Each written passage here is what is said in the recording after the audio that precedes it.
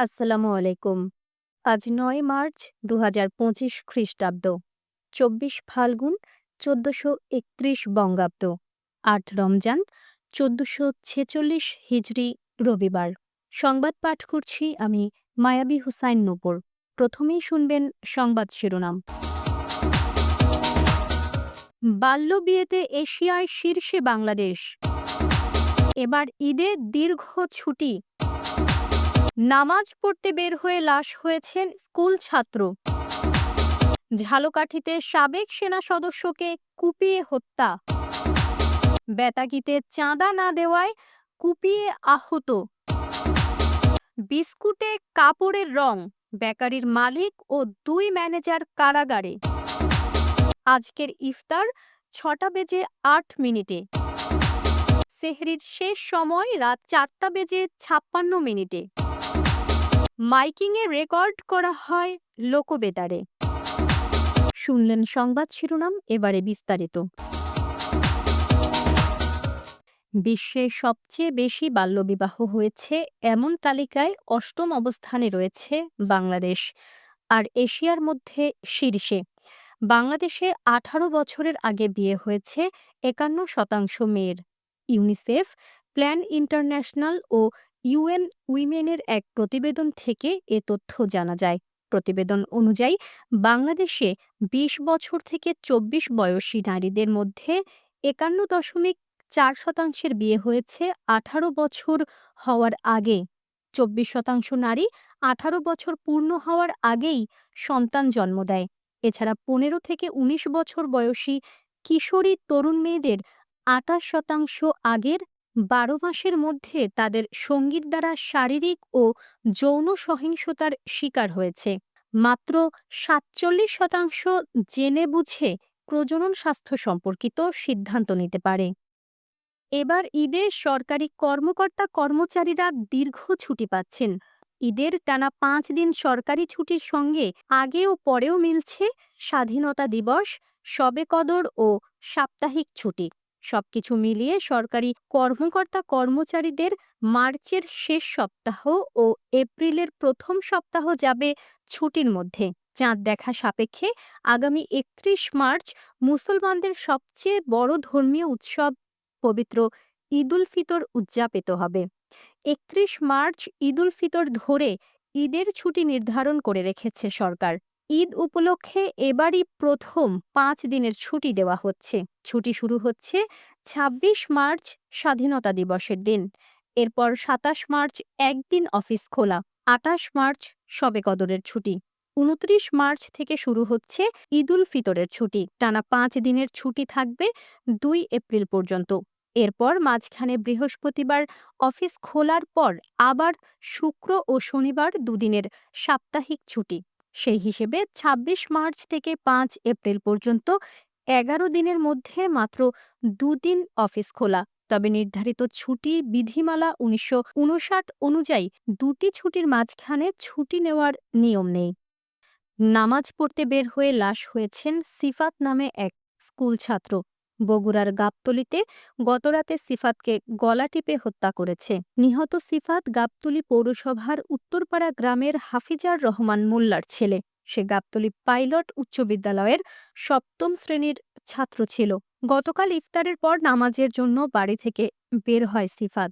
রাত ১০টার দিকে উত্তরপাড়া ঈদগাহ মাঠ সংলগ্ন পুকুর পাড়ে সিফাতের লাশ পাওয়া যায়।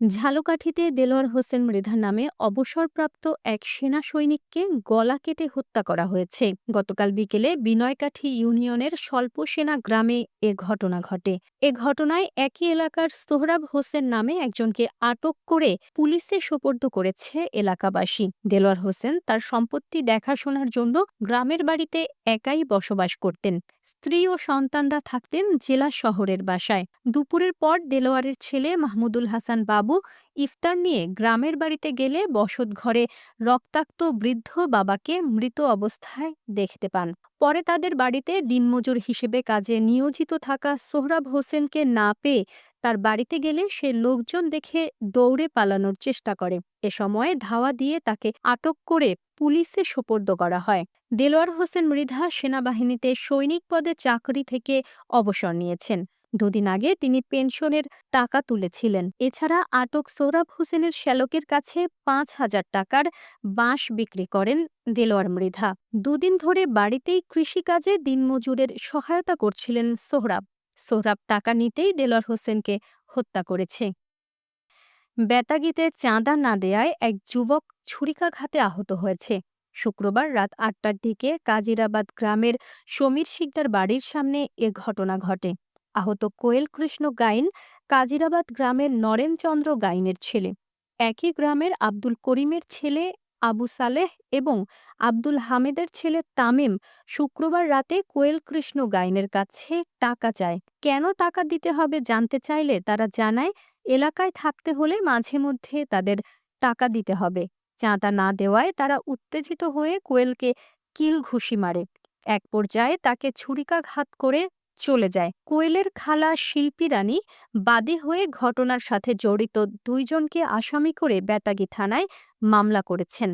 কাপড়ের রং দিয়ে নোংরা পরিবেশে বিস্কুট উৎপাদনের দায়ে আমতলীতে বেকারি কারখানার এক মালিক ও ২ ম্যানেজারকে কারাগারে পাঠিয়েছেন বিশুদ্ধ খাদ্য আদালত। তারা হচ্ছেন খান ফ্রেশ বেকারির ম্যানেজার সোহেল মিয়া, নিউ বিসমিল্লাহ বেকারির ম্যানেজার মনির হোসেন ও রিয়াদ বেকারির মালিক রেজাউল করিম।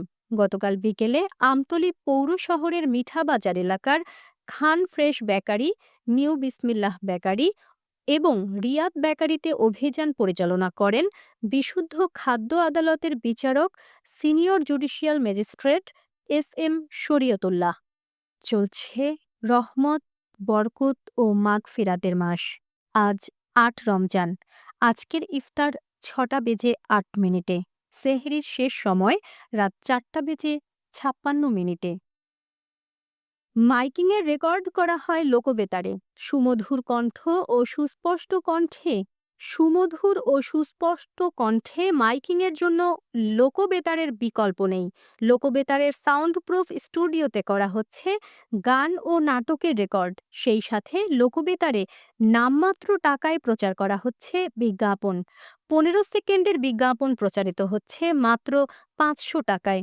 ৩০ সেকেন্ডের বিজ্ঞাপন ১,০০০ টাকা, ৪৫ সেকেন্ডের বিজ্ঞাপন ১,৫০০ টাকা আর ১ মিনিটের বিজ্ঞাপন প্রচার করা হয় মাত্র ২,০০০ টাকায়। নির্ধারিত টাকার বিনিময়ে প্রতিদিন কমপক্ষে ৫ বার করে পুরো ১ মাস বিজ্ঞাপন প্রচার করা হবে। মাইকিং ও বিজ্ঞাপনের জন্য যোগাযোগ করবেন ০১৭৫৫৬৬৪৪৫ এই নম্বরে। এবারে শুনবেন আবহাওয়ার খবর। পশ্চিমা লঘুচাপের বর্ধিত অংশ পশ্চিমবঙ্গ এবং তার আশেপাশের এলাকায় অবস্থান করছে। মৌসুমের স্বাভাবিক লঘুচাপ দক্ষিণ বঙ্গোপসাগরে অবস্থান করছে। সারা দেশে দিন ও রাতের তাপমাত্রা একই রকম থাকতে পারে। আজ দেশের সর্বোচ্চ তাপমাত্রা ছিল রাঙামাটিতে ৩৩.৫ ডিগ্রি সেলসিয়াস এবং সর্বনিম্ন তাপমাত্রা ছিল তেঁতুলিয়ায় ১৪.৫ ডিগ্রি সেলসিয়াস। বরগুনার সর্বোচ্চ তাপমাত্রা ৩২ ডিগ্রি সেলসিয়াস, সর্বনিম্ন ১৮.৯ ডিগ্রি সেলসিয়াস। আগামীকাল সূর্যোদয় হবে ভোর ৬টা বেজে ১৪ মিনিটে। সংবাদ শেষ করার আগে শিরোনামগুলো আবার পড়ছি। বাল্যবিয়েতে এশিয়ায় শীর্ষে বাংলাদেশ। এবার ঈদে দীর্ঘ ছুটি। নামাজ পড়তে বের হয়ে লাশ হয়েছেন স্কুল ছাত্র। ঝালকাঠিতে সাবেক সেনা সদস্যকে কুপিয়ে হত্যা। বেতাগীতে চাঁদা না দেওয়ায় কুপিয়ে আহত। বিস্কুটে কাপড়ের রং, বেকারির মালিক ও ২ ম্যানেজার কারাগারে। আজকের ইফতার ৬টা বেজে ৮ মিনিটে। সেহরির শেষ সময় রাত ৪টা বেজে ৫৬ মিনিটে। মাইকিংয়ে রেকর্ড করা হয় লোকবেতারে। সংবাদ শেষ করার আগে জানিয়ে দিচ্ছি লোকবেতারে সংবাদ পাঠানোর মোবাইল নম্বর। আপনার এলাকার গুরুত্বপূর্ণ সংবাদ জানাতে ফোন করুন ০১৭৭৫৫৬৬৪৪৫ এই নম্বরে। আর লোকবেতারের সাথে যুক্ত হয়ে গান শুনতে চাইলে SMS করুন ০১৭৮ ২৯৭৩ ৪৭৮ এই নম্বরে।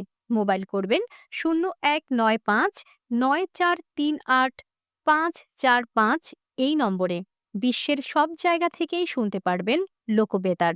লোকবেতার fm.org ওয়েবসাইটের মাধ্যমে শুনুন সরাসরি অনুষ্ঠান। সংবাদ পাঠ এখানেই শেষ করছি।